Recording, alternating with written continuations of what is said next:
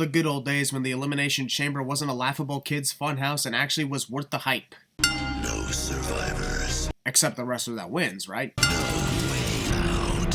Not kidding, they literally said the words "no way out" 5 times in this one opening video promo. 5 times, 5 times, 5 times. Been a very long time since I last referenced my kill switch. Welcome back, I've missed you. WWE is addicted to CM Punk by playing the promo package for the ECW title match during his entrance. Turns out WWE has always been addicted to CM Punk even before he got exceedingly frustrated. You may now kiss your significant other. So I guess Punk saw Chavo slap and raised him. That is without doubt the worst gambling reference attempt I have ever heard. Joey Styles should really not try and make references during matches in Las Vegas. I had a conversation earlier today with Chavo Guerrero. Of course you did. By this point, the commentators have had conversations with pretty much everyone before pay-per-view even takes place. Also, as cool as it is to have conversations with the wrestlers before the event takes place, we don't really need to hear about the conversations due to our lack of caring. Champ! Look at this! Unfortunately, Chavo Guerrero's leg slipped away from CM Punk before he could fully connect the Hurricane Rana. DDT, but for now. Copyright infringement. Oof. CM Punk is an asshole. CM Punk must not know how winning a championship works because Chavo can't lose the title via countout and Punk is doing absolutely nothing to get him back into the ring. I'd CM Punk, I'd be frustrated too. Wouldn't we all be frustrated if we didn't get the victory just yet? Sometimes winning back your title can be frustrating, as you worded it, Taz. Previously on WWE. Also, we are showing the height to Edge versus Rey Mysterio for the World Heavyweight Championship, despite the fact that this match isn't going to take place for another hour and a half. Mike Adamle. With a torn bicep. Oh, so in other words, Rey Mysterio is obviously losing this match tonight. Well, thanks for the spoiler alert. I know we want to begin the build-up for Floyd Mayweather to take on the Big Show at WrestleMania 24, but I don't see a reason why we are randomly showing Floyd greeting Rey. Mobile votes. Are we going to get to the next match or what? How many backstage segments do we really need in between matches? MVP is the first one to enter the Elimination Chamber, but believes that means he has to start the match despite there being 4 chamber options for him to enter. Which is bulletproof glass. No, it's not. There'd be no way for the wrestlers to penetrate the glass if it was bulletproof. Then you cannot break Lexington. That's what I'm saying, and yet the wrestlers easily break it as if it was plastic, which I think it is. Going to be interesting to see what type of instructions he has to offer. I highly doubt an idiot like Matt Striker would have any good advice for Big Daddy V, considering he's never been inside the Elimination Chamber himself. The normal swagger that the superstars come out with is not there. What are you talking about? This is the same way the Great Khali always makes his entrance, so how is his swagger not there? Again, the winner of this match. Here we go again with the rules, which we heard in detail before anyone could even make their entrance. Because there's going to be a lot of... Finlay is getting his shillelagh taken away from him despite this match having no disqualifications. It is complete bullshit that his weapon always gets confiscated in matches where the usage of it would be 100% legal. The pyro was off sync with Dave Bautista's signals. You had one job, technicians. 45 seconds of waiting for The Undertaker's music to hit. The only reason I'm removing a sin is because the idea of having The Undertaker take on Batista at the start of a freaking Elimination Chamber match is one of the best I've ever seen for this type of match, instead of having the lower card wrestler start things off. The Undertaker blocked Dave's punch before Dave could even swing and somehow still got hit. The maturation of the animal. What is wrong with you, man? You drunk or something?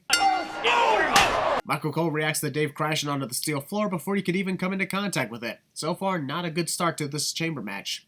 Hitting a concrete floor. The floor is clearly made out of steel, not concrete, moron. Tonight.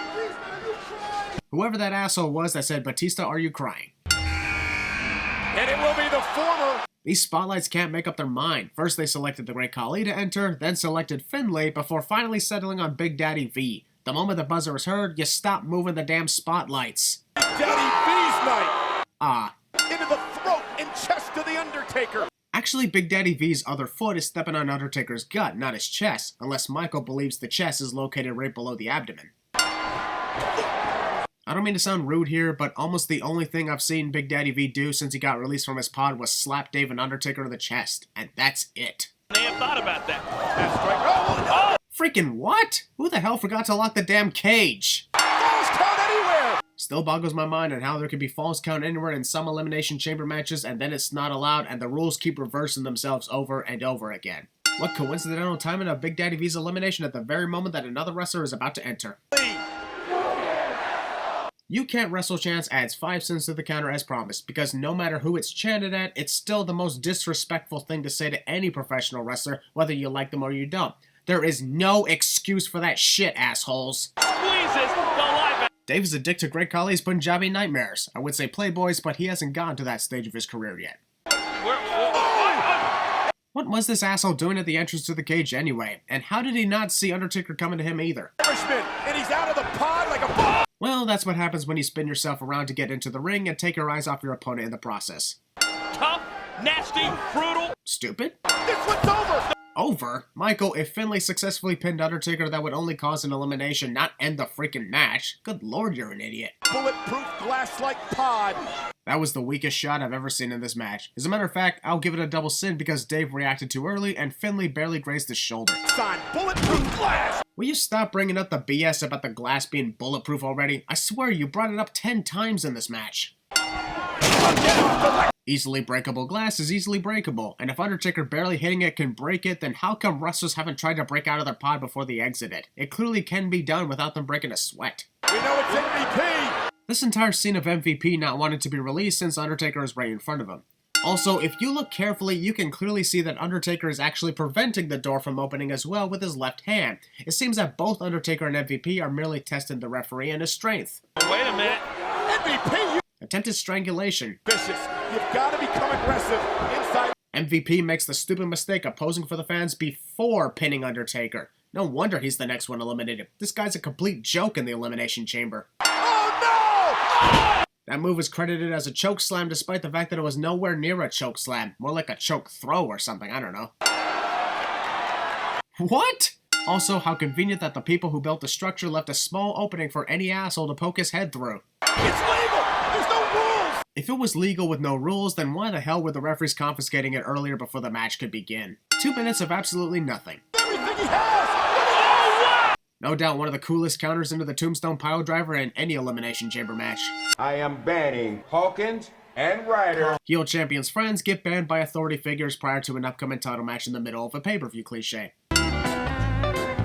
SpongeBob SquarePants called, he wants his music back, asshole. Plus, he invited me to go jellyfishing, which I respectfully declined. Also, worst WrestleMania commercial I have ever seen. This entire flashback of Maria Kanellis at the Playboy Mansion, which only leads up to Santino Marella getting clotheslined by Snoop Dogg at WrestleMania, which we didn't care for in the first place. Is a career-threatening match. The hell is a career-threatening match? Skip! Floyd Mayweather is getting more screen time tonight than he did at WrestleMania this same year, and that's when he competed too. By Mr. Kennedy. More copyright infringement. Smirk on the face. A smirk on the face? Man, the commentators are really messing up the words a lot tonight. What's going on here? Kennedy really does not respect Ric Flair as he should. Wanting to end Ric Flair's career doesn't qualify as show and no respect. And plus, are you really expecting Mr. Kennedy to show remorse all just because Rick is old? Because that would make him look pathetic if he did. And that's just Bret the Hitman Hart used it. Shouldn't the referee be switching the count from a countout to a disqualification, considering Mr. Kennedy has a figure 4 leg lock locked in with both wrestlers out of bounds? And if that's not the case, I'm confused with WWE's rules once again. Take Kennedy to school. Mr. Kennedy is disgusting. Winner! Self-announcement victory. Never going to retire! Man, Ric Flair really is an inspiration for all legends worldwide. Just look at the results of WWE today. The Pyro is being a dick to Rey Mysterio. Oh, now the Pyro wants to cooperate? It's poured. I'm going to win the title. There's one sad flaw in Rey's plan. Despite a ripped bicep muscle, he still plans on winning the World Heavyweight Championship, knowing full well he'd be relinquishing the title most likely that same week. We're showing Floyd's name in case you didn't know who he was from the 3 other appearances he's made already tonight. Pyro was late for the party. I guess they're being dicks to both Rey Mysterio and Edge. Rey had no chance at connecting that kick with Edge and he knew it, but decided to swing anyway. Oh! Knowing that Edge was staring at you, how did you not realize he was about to give you a baseball slide? Is now a good time for posing? No joke, this world title match was only 5 minutes long, and half of it was Edge posing and taunting Rey. Attempted mask ripping. Edge is a dick to his own rated R superstars. Vicky Guerrero is definitely not going to be happy when Edge comes home. Inside. And it's over. Edge. Really? A 5-minute world title match and it ends literally the same way it ended at the previous Royal Rumble event? Well, this was just a ripoff. And if Rey was already injured prior to this, couldn't you have Edge defend against somebody else instead of wasting our time like this? The Big Show's sudden WWE return should have felt more cool since he hasn't been around for a couple of years, but sadly nobody cares that he's back. In the ECW. What chance? And I'm ready to be back in the WWE. And I'm gonna prove it by attacking someone who, despite my 100+ pound weight loss, is still someone I am 3 times bigger than. So, this feud between The Big Show and Floyd Mayweather only exists because Show threatened to give Rey Mysterio a chokeslam, something he's done many times over the years. Why would you even go down to your knees giving Floyd every chance to punch you in the face? By simply doing that, Show deserved both this and the subsequent humiliation at WrestleMania. I'm sorry, but he did. Our colleague Mark Adamley. Please stop the pain! Ric Flair in the WEDF. Here's 5 cents because of Mike referring to the WWE title as the WEDF Championship, which I assume stands for We're Entertainment, dick fuck. John Cena wins the Royal Rumble match, but decides to waste it at No Way Out simply because he's too impatient to wait for the grandest stage. Anywhere from 6 months to a year. And by that, I mean 3.5 months. Right after Lillian Garcia announces the WWE title match, we are forced to wait for half a minute before any music plays. I hate it when they do that. Referee checks the wrestlers for weapons in this match, but not in any of the other matches, cliche. It comes to a culmination. Even though the rivalry between Randy Orton and John Cena continues for many years to come. Sure, this is definitely the culmination. Cena. That random fan who decided to scream for whatever reason. I've sat next to fangirls who scream like that, and I'm surprised that I can still hear it out of my right ear to this day. A hook of the wagon, and yet a yes. Apparently, John pinned Randy and got a yes instead of a 2 count. Jim Ross unknowingly just foreshadowed Daniel Bryan. Orton at times can be very full of himself. At times? That's not even close to 1/10 of the full of himself attitude Randy has. With the amount of stalling Randy does in this match, it's a no wonder that John eventually takes control and nearly wins, prompting Randy to get himself disqualified. Never take John Cena lightly. Should Randy even be surprised by John's strength? He did witness John lift up and slam Mark Henry with the FU recently despite the worry of his surgically repaired pec muscle, right? Right? What a brutal 5-knuckle shovel to the ring canvas. Still awaiting the WrestleMania main event between John Cena and the ring canvas. Count me out! Randy Orton is stupid enough to think this will work. Pussy. Also, it's reasons like this why John shouldn't have made the stupid decision of wasting his WrestleMania spot at a pay-per-view like No Way Out. Luckily, he gets added to the WWE title match at WrestleMania by earning it back, but still. Post-match assault, even if it was 100% deserved for the cowardly act of getting disqualified to save the title. All bets are off, every man for themselves. Duh. Now here are the rules. Just because this is a Raw Elimination Chamber match doesn't mean that it has any different rules from the SmackDown match. As much as it's the ring announcer's job to state the rules, we've already heard them 2 hours ago.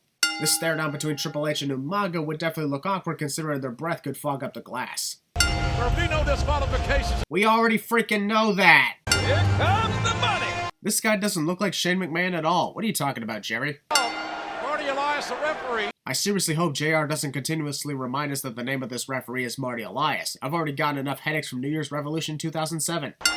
It's an elimination matchup. How could we have ever known that a match literally titled Elimination Chamber has eliminations in it? It's a mind-boggling mystery. Chance. I don't know if I've ever seen that kind of a watch. Jerry Lawler doesn't think he's seen a wrestler counter Shawn Michaels' vintage elbow drop with their knees despite that happening so many times over the years. We're at the 10-second countdown already? It hasn't even been 4 minutes and the countdowns are supposed to occur at 5-minute intervals. The way that big viscera. He's not Viscera anymore, Jerry. By this point in WWE, he is Big Daddy V. Get it right. And either way, stop talking about Big Daddy V because he's not even in this match. Tactical error. Michaels.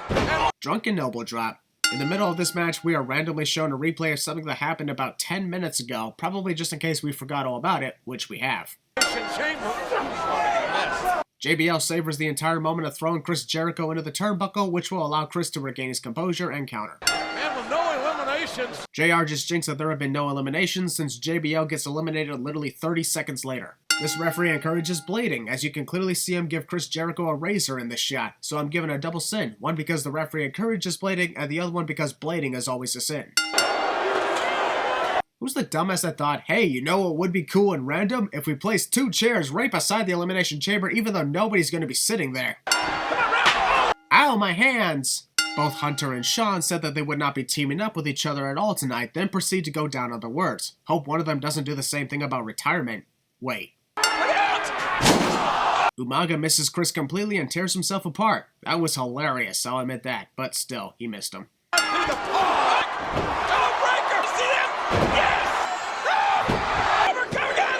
All wrestlers team up and perform their finishers on the biggest wrestler to get him out of the match cliche. And also, the wrestlers get eliminated quickly one by one cliche. 2 cliches in less than 1 minute. Twist of awkward fate.